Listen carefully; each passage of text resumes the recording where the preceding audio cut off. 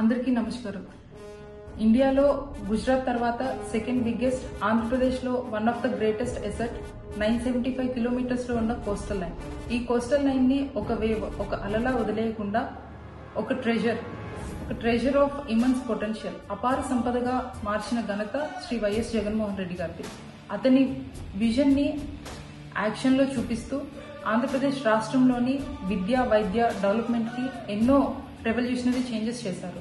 అందులో భాగంగా greenfield non major seaports Machilipatnam, Kakinada, Mulapeta, రామాయపట్నంలో, దీంతో పాటు 7 ఫిషింగ్ హార్బర్స్ కి ఫౌండేషన్ వేశారు.